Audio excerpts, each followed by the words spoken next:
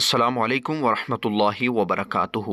آج میں اپنے ناظرین کی خدمت میں ایک ایسا بہترین پیارا مجرب ترین وظیفہ لے کر حاضر ہوا ہوں۔ اس وظیفے کی بہت ساری خصوصیات ہیں، میں ایک ایک کر کے آپ کی خدمت میں عرض کرتا ہوں اور اس کے بعد وظیفہ کا طریقہ اور اس کی ٹائمنگ بتاتا ہوں۔ دوستو، اس وظیفے کی خاص خصوصیات میں سے ایک خصوصیت یہ بھی ہے کہ آپ اس وظیفہ کو پڑھ کر اللہ تعالیٰ سے جو بھی مانگیں گے، آپ کی دعا انشاءاللہ اللہ تعالیٰ نے چاہا تو ضرور پوری ہوگی۔ اللہ سے جو مانگیں گے انشاءاللہ اللہ نے چاہا تو آپ کی دل کی مراد پوری ہوگی، اور جو مانگیں گے اللہ تعالیٰ ضرور عطا فرمائے گا۔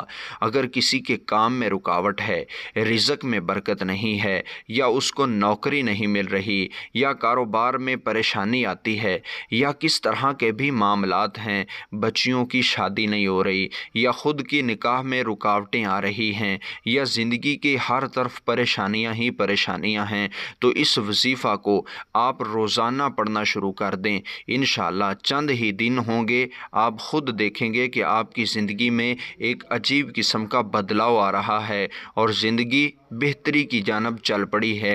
اس وظیفہ کی ایک اور خصوصیت یہ ہے کہ اس کو کرنے کا کوئی ٹائم نہیں ہے، کسی بھی وقت کر سکتے ہیں، اور کرنے کے لیے آپ کو فجر، ظہر، عصر، مغرب کسی بھی وقت میں آپ کر سکتے ہیں، اور بہتر ہے کہ اس عمل کے ساتھ آپ 5 وقت کی نمازیں ضرور پڑھیں، اور عمل انشاءاللہ آپ جس بھی وقت کریں گے آپ کا عمل کامیاب ہوگا۔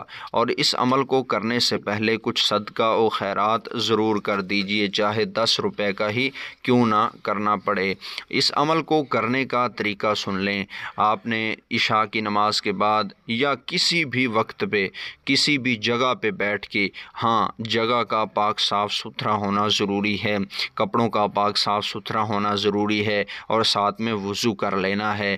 کسی بھی جگہ پہ بیٹھ کے یا کسی مصلی پہ بیٹھ کے آپ نے 12 مرتبہ یا بدیع العجائب یہ کلمات آپ نے پڑھنا ہے، صرف 12 مرتبہ، اسی دل جمی کے ساتھ پڑھنا ہے، ایسی دل جمی کے ساتھ پڑھنا ہے کہ یکسوئی کے ساتھ آپ پڑھیں۔ اس کے بعد اللہ تعالیٰ سے دعا مانگنی ہے، اور دعا مانگتے وقت اللہ تعالیٰ کی بارگاہ میں اپنا وہ مسئلہ پیش کرنا ہے جس کی وجہ سے آپ کو پریشانی آ رہی ہے، اور اس کے بعد آپ جب رات کو سونے لگیں تو سوتے وقت بھی یا بدیع العجائب بالخیر، یا بدیع العجائب بالخیر، اس کا ورد اپنی زبان پہ جاری رکھنا ہے۔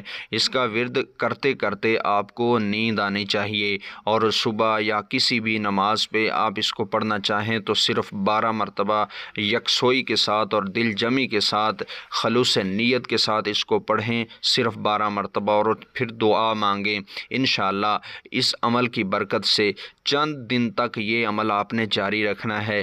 یہ نہیں کہ پہلے دن ہی آپ کی دعا قبول ہو جائے گی، بلکہ صبر و تحمل کے ساتھ 2، 3، 4، 5، 6، حتیٰ کہ 7 دن تک بھی آپ کو پڑھنا پڑے تو آپ اس کو ضرور پڑھیے گا، اور اللہ پہ بھروسہ رکھ کر اس کو پڑھیے گا، کیونکہ ہر چیز کا خالق و مالک اللہ ہے، ہر چیز عطا کرنے والا اللہ کی ذات ہے۔